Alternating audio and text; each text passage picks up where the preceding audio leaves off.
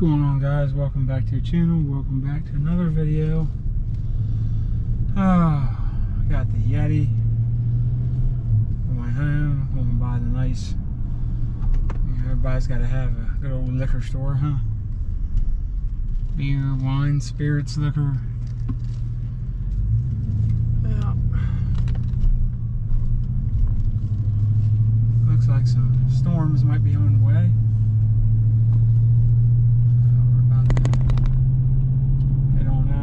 Somebody selling something out of their van, or a food truck, or what that is. And we have, of course, a red light going green, and people still stop. We'll have another light here to go to soon here.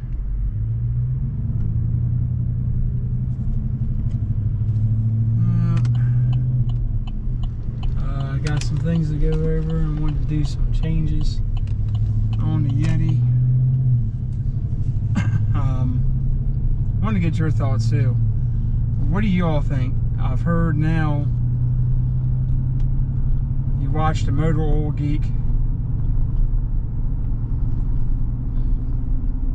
and you watch some other people, and I've always kind of felt this way.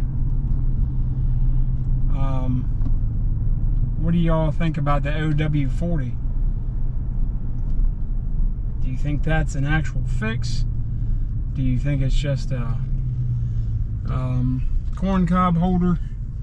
I mean, what do you guys think? I think it might actually be to fix this OW20, OW16, whatever, is just too thin and it's wearing out the bearings faster.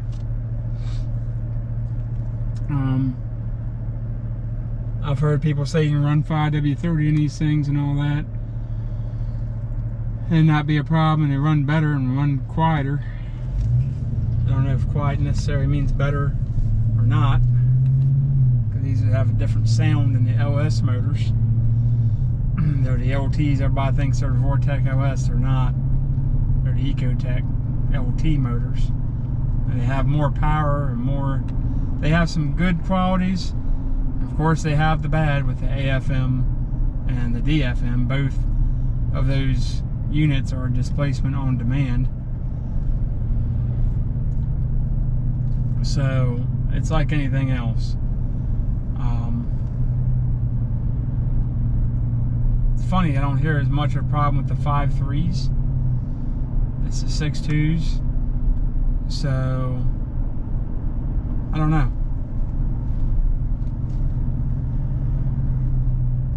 I mean, I've run 5W20 in this thing and had no issues, so I don't think it's that big a deal. These tight tolerances, I guess that proves that wrong, that these tight tolerances aren't so tight if you can go from a 20 to a 40, because a 0 is the winter number. Doesn't stand for weight, it stands for winter. And the other number is the important number, that's the thickness of the oil, whether it's a 20, a 30, a 40. I don't know if they have 50 or higher, I'm sure they do. But if you can go from a 20 to a 40, that's a significant jump. And even Blake, the Motor Oil Geek, says that in his videos. So if you want to check him out, I will, in the next video, throw up a picture of his channel during the making of my next video, so y'all can go check his channel out. A lot of great information. He actually does the research and breaks it down. I don't have the time, but I never liked the OW20. That's why I do these oil changes a lot sooner than most, and that's why I did the break-in oil change at like 600 miles. Usually I'd go like 1,000 or so. Of course, that was my old Duramaxes. My LB7 I used to have in the LBZ. But I've always done that, even on the 4.3 liter. Squeeze the lemon. People sat there at the green light, I guess, and then said, "Oh, let me go." But yeah, what do you all think? I mean, is it just nothing? It's not even a Band-Aid. It's not going to do nothing? Or were these motors just trash and had the problem like Toyota had with components inside the motor when they were machining them? Stuff just got left in there. That's a possibility. I don't know. But I've never liked OW20. I don't know what the temperature has to be, but it has to be pretty daggone cold consistently, not just like a couple weeks here, a couple weeks there, or a month here, a couple months there. I mean, like 6 months has to be like, pretty sure it has to be below freezing for it to really affect the oil and how it flows. I think it might be minus, I have to check on that. At one time I could tell you that off the top of my head. I've got a lot going on. I can't do that right now. We ain't got no lights up here, but we got to hold up somehow. So somebody's not paying attention. I guess stop sign up here, 4-way stop. 30-something years, this street's never had a 4-way stop, and now we think, oh, it's a hot shot that can't drive. That tracks. That tracks. Okay. Well, anywho,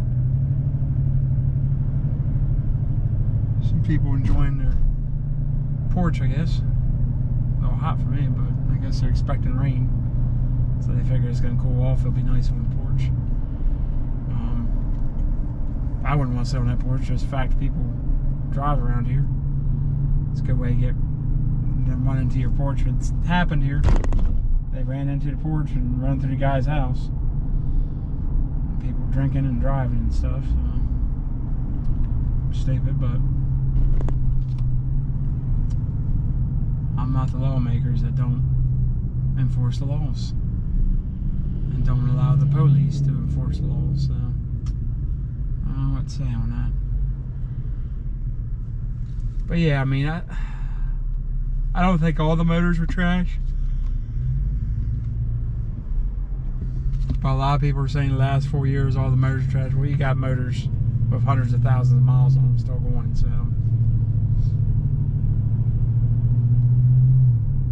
I think there's a good number of them, and they just can't ensure how many exactly.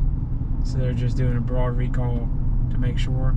But hey, I mean, as far as I know, what I saw on GM Authority, I don't know how accurate they are. I'm guessing they're pretty accurate.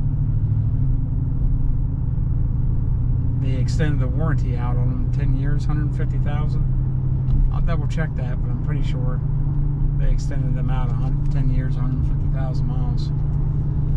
So let me know what you guys think about that.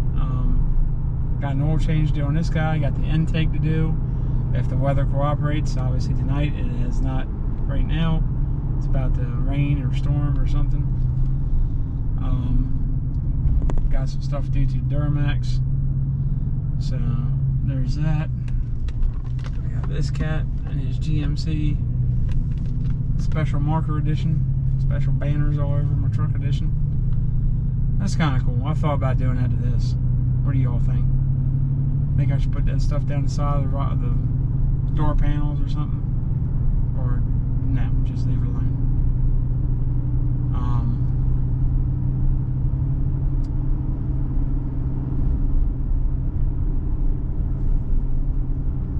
Yeah, but you know, eventually I want to do a DOD delete on this, but that's going to be a little while.